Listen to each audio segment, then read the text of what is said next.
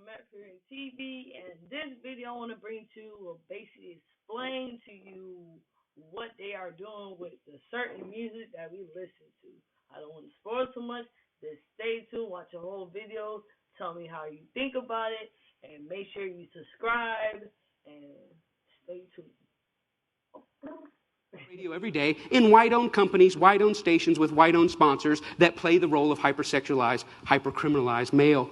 I asked these advertisers, I say, I've got hundreds of songs a day that celebrate killing animals. Will you put them on your station? They said, no. I got hundreds of songs a day that talk about assaulting women and abusing kids. Would you put them on your station? They said, no. I said, I got hundreds of songs a day that talk about murdering blacks. Would you put them on your stations? They said, well, that depends. Depends on what? Who it's done by and who it's branded for.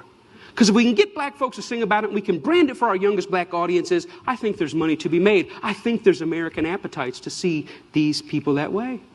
I said, how can you say that? They said, well, look, it's what these artists know. It's what they, black people, create. It's, matter of fact, our surveys say it's what they want to hear, which speaks of a sickness. How do we live in a society where somebody says, you know what, I'm inspired to write a song that celebrates murdering another person. And then a person says, I'd like to put that on my station. Another person said, I'd like to pay for it. And then there's people out here in the audience that go, I'd love to hear it, as long as it's black guys. Because even white people buy rap music, buy this type of stuff, because we know that when we want to hear about killing each other, we know who to turn to for that type of inspiration. We call it our music. We say we own it. White people buy more rap than black people. Yeah, but we're very careful to turn it down at the stoplight when other black people are there. Why? Because we know we're just pretending. For them, it's more authentic and real. I always ask the companies, what about your name? What about your brand? What about your value? And the largest radio company in the world said this: it's okay that we only have drug dealers on our black youth stations. We only have murders on our black youth stations. We support black charities. We give out water at the Martin Luther King parade. I think we've got it covered. We've bought them off.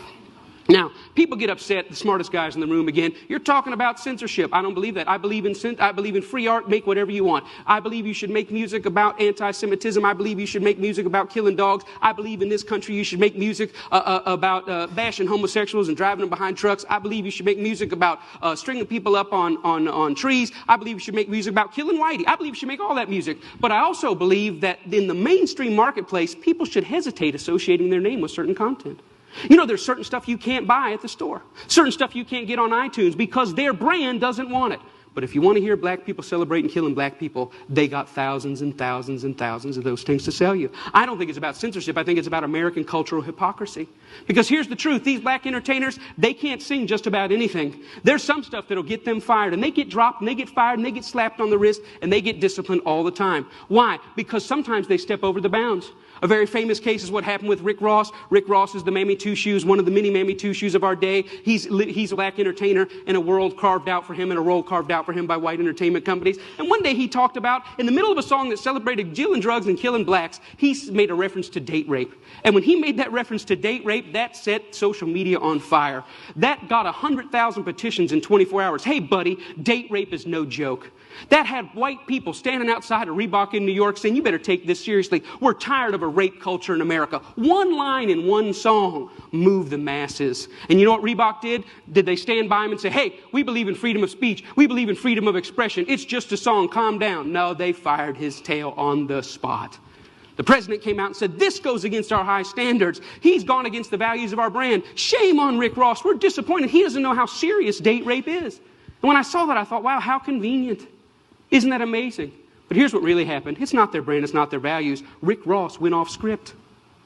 He was hired to get black customers, and they think that black customers go with black bait. And in America, black bait is the hypercriminalized, hypersexualized portrayal of black people. And as long as he had sung about that, the stuff that got him hired, he still have a job at Reebok. But when he touched other sensitivities that affect us, he lost his job.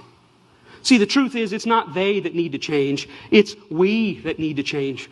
We created the lies. We created them for our profit. We own the companies. We own the record labels. We own the advertisers, and we keep putting it out. And it's this that's got to change. I thought about it. You know what? I wonder if White Mike could get anybody's attention on this. So I stood outside of a Walmart, and I said, hey, I don't think killing cops and killing blacks is very cool. And you know what? It only took 7 weeks of Mike standing out there, and they wrote a letter and said, yeah, we don't think it's cool either. We're going to pull our name off of that. The largest retailer in the world had never considered that maybe their commercial shouldn't be right before or after a song about young black men being gunned down.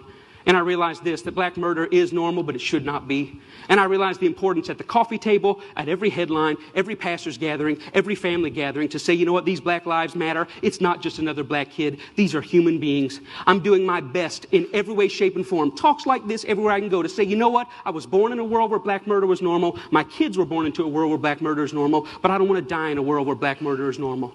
Am I 5 years or 10 years away? I don't know, but I'm screaming as high as I can. Let's feel this pain and let's lift our voice to tell the lies. They are not criminals, they are not deviants, and their lives are just as important as ours. Thank you very much. Out there.